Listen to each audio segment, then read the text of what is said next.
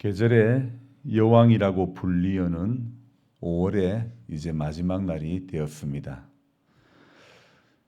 계절 중에 전우사님 건드리지 마세요 좀 제발. 예. 계절 중에 가장 화려하고 아름다운 꽃들이 많이 피어서 이런 이름이 붙지 않았나 이런 생각을 해봅니다. 아름다운 꽃들 중에 여러분 장미가 이렇게 5월에 많이 피는데 어쩌면 이 계절의 여왕이라는 말이 당연한 말일 수도 있을 것 같습니다. 하지만 이제 시골에 살면서도 꽃들과 풀 한 포기와 대화할 시간이 없이 거기 눈길 한번 돌릴 그 틈이 없이 봄을 다 보내고 있는 것 같습니다. 그 정도로 이 바쁜 봄날을 보내왔던 것 같지요. 시간의 여유가 많든 또 바쁘게 살든 간에 이 땅에서 사는 동안에 그저 주의 은혜로 강건하게 살 수만 있다면 얼마나 좋을까 싶습니다. 젊었던 시절에는 모두 다 꿈들이 많았겠지만 인생의 날이 늘어갈수록 꿈은 소박해지고 아프지 않고 지금보다 조금만 더 건강했으면 하는 그런 마음이 가득할 것 같습니다. 이런 마음으로 이제 5월을 다 보내고 또 그래도 기대하는 마음으로 6월을 맞이해야 할 것 같습니다. 예배당 리모델링을 마무리해야 하는데 교회 마당에 옹벽 공사가 진행되고 있으니 공사 차량이 겹치기도 해서 좀 쉬어갈 수밖에 없지요. 지금까지 뚝딱거리며 리모델링하며 온갖 그 잡다한 일들을 해왔고 잘하지도 못하는 농사를 짓기도 해보고 자충우돌해왔던 이 숲터 마을의 임기교회, 그렇게 저의 40대 시절과 50대 시절을 같이 했던 우리 교회가 저는 건강한 교회가 되었으면 좋겠다는 것이 저의 최대 바람이기도 합니다. 무디가 주님을 만난 그 자리는 늘 일하던 보스턴의 한 구두가게였죠. 바울이 예수님을 만난 것도 사람들이 다메섹을 향하여 늘상 다니던 그 길 위에서였죠. 모세는 어떻습니까? 양떼를 몰고 늘상 다니던 그 길목에서 하나님을 만났던 것이죠. 늘 반복되는 일상으로 어찌 보면 무의미하게 여겨지던 그런 곳에서 믿음의 사람들은 하나님을 만났던 것입니다. 어떤 큰 기대도 없었고 소망으로 여겨질 만한 것도 없고 신날 것도 없고 그저 평범한 일상들이었죠. 하지만 우리의 매일의 일상적인 삶에 우리 주님은 함께 계시고 함께 일하시고 계심을 우리가 알아야 하는 것입니다. 리모델링 공사와 여러 가지 잡다한 일들로 바쁘게 24년도의 봄을 보내고 있지만 또 그로 인해 이 계절의 여왕이라고 하는 5월에 꽃 한 송이 제대로 볼 만한 여유의 시간이 없어도 주님이 나와 함께함을 믿는다면 여러분 매일의 일상이 기적이고 일상이 우리가 서 있는 자리가 성지가 되리라고 믿습니다.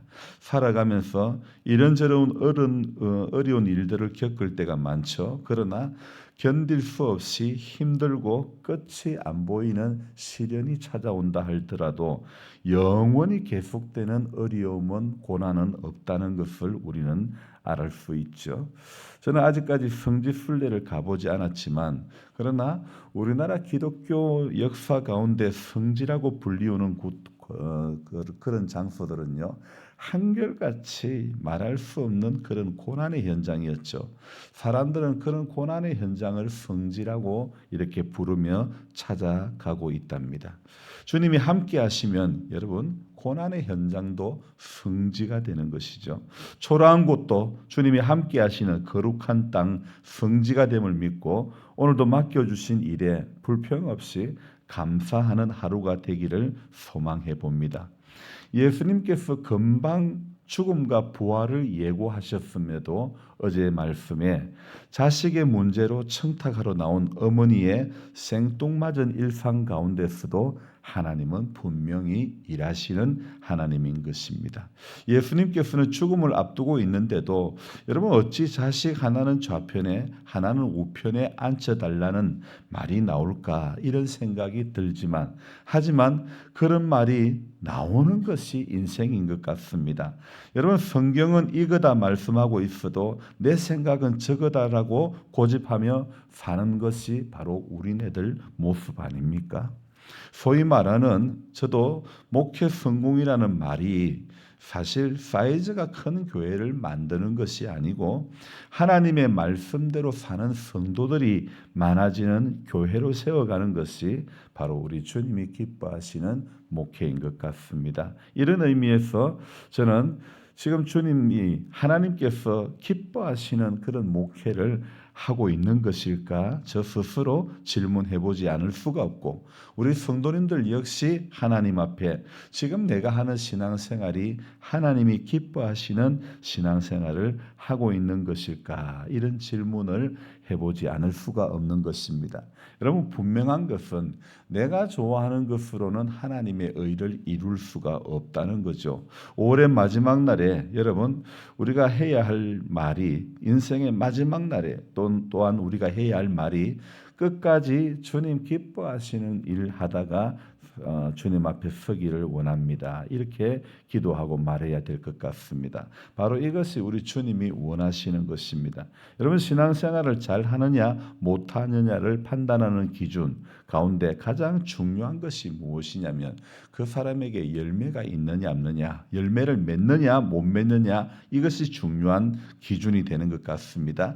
열매를 풍성히 맺으면 신앙생활을 잘 하는 것이고 열매가 없거나 빈약하면 신앙생활을 잘 못하는 것입니다. 오늘 본문은 바로 이런 사실을 가르쳐주는 본문이라 생각되어집니다. 특히 무화과 나무를 저주하신 사건이라고 불려지는 이 사건을 이 5월의 마지막 날에 우리는 이 말씀을 통해서 우리 각자 우리 자기 자신의 신앙생활을 점검해 볼 수 있어야 하는 것 같습니다. 그래서 풍성히 열매 맺는 신앙, 끝까지 승리하는 그런 신앙을 우리는 살아가야 되는 것입니다. 오늘 이 본문에 예수님의 공생의 이 마지막 주간, 즉 고난 주간의 월요일과 화요일에 겹쳐서 일어난 사건을 배경으로 하고 있는데 먼저 18절 말씀을 한번 다시 볼까요? 이른 아침에 성으로 들어오실 때에 시장하신지라. 예수님은 아마 예루살렘 근교에서 밤을 지새시고 이른 아침이니까 당연히 식전이라 시장하셨을 테고 제자들도 마찬가지였을 겁니다. 그런데 길가에 무화과 나무가 한 그루 눈에 띄었죠. 잎이 아주 무성한 나무였죠. 무화과 나무는 이스라엘 즉 이 팔레스틴 지역에 아주 흔한 나무입니다. 집집마다 이 나무는 한두 그루 이상 심어놓고 열매를 따먹기도 하죠. 가난한 사람들에게는 이 나무의 열매가 식사 대용이 되기도 하고 길가에도 군데군데 무화과 나무가 있어서 지나가는 행인들이 마음대로 따먹을 수가 있었죠. 그런데 이 본문에 나오는 무화과 나무는 아마 길가에 임자 없는 나무가 아니었을까 이렇게 짐작해 볼 수 있습니다.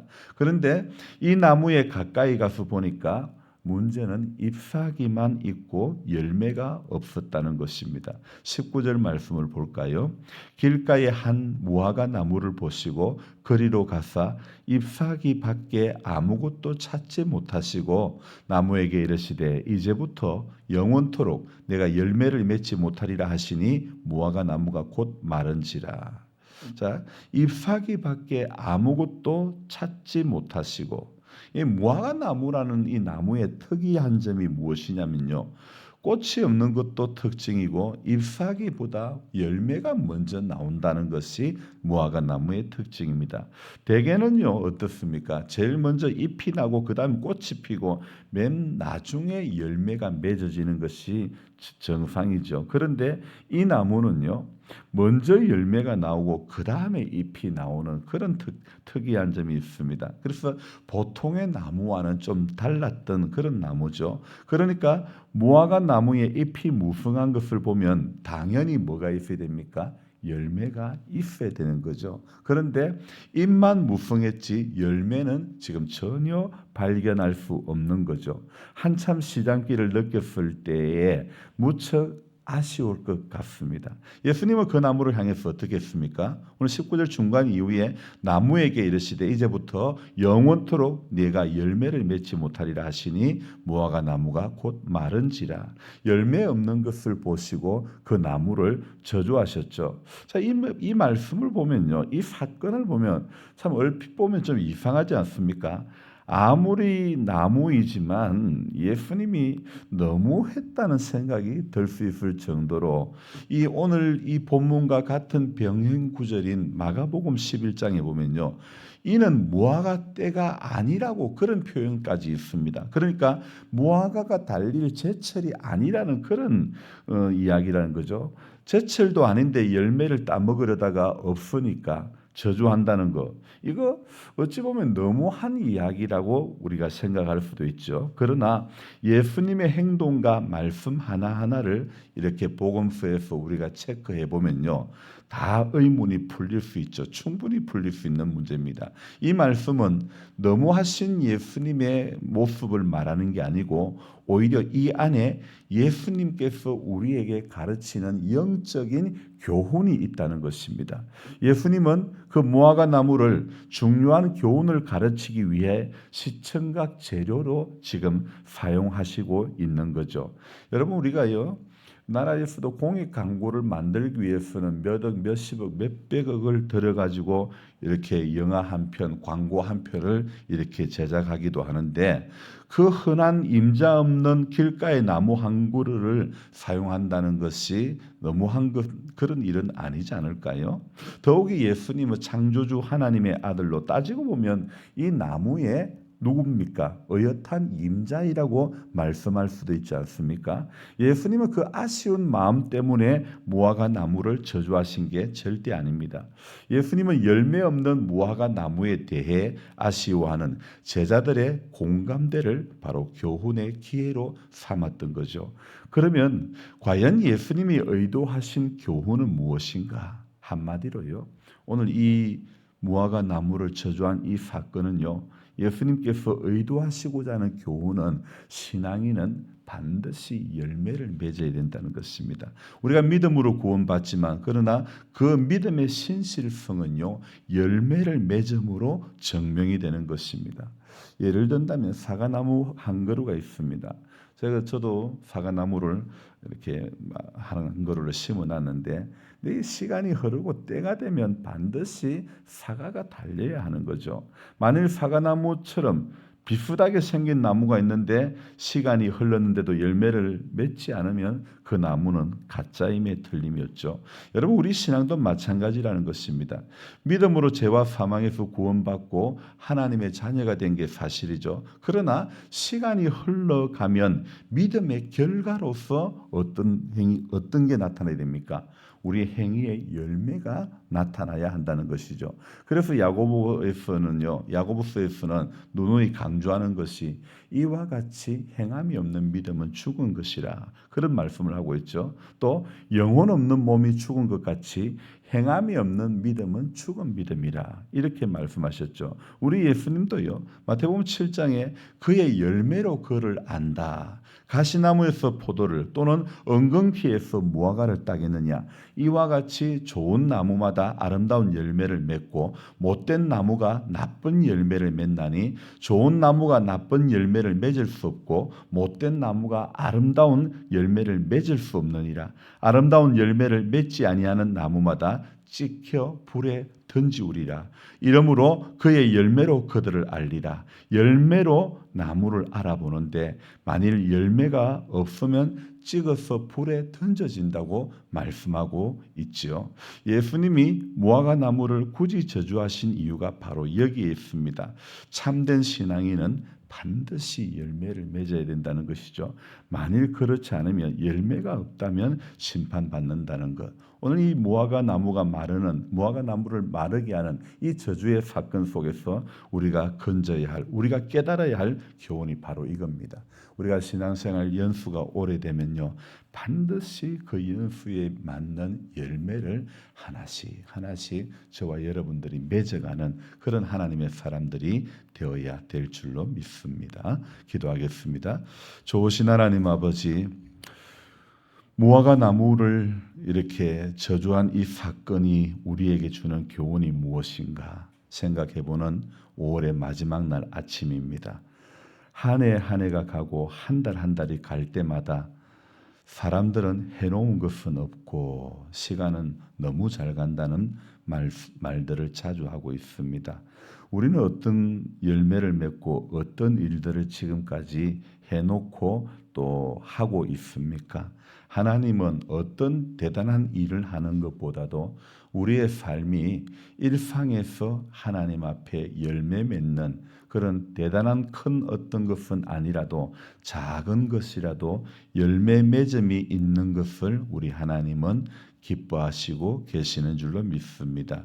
내가 기뻐하고 내가 원하는 것은 주님이 기뻐하는 것, 주님이 원하는 것이 결코 될 수가 없고 주님이 기뻐하는 것이 우리의 기쁨이 되고 주님이 기뻐하는 것이 오늘 우리가 해야 할 일인 줄로 믿습니다. 그래서 이날 하루도 하나님 삶의 자리, 일상의 자리에서 하나님 주님께서 우리에게 주신 그 귀한 마음들을 순종하며 살아가며 작은 열매를 맺어가는 아름다운 신앙의 삶이 될 수 있도록 도와주시옵소서.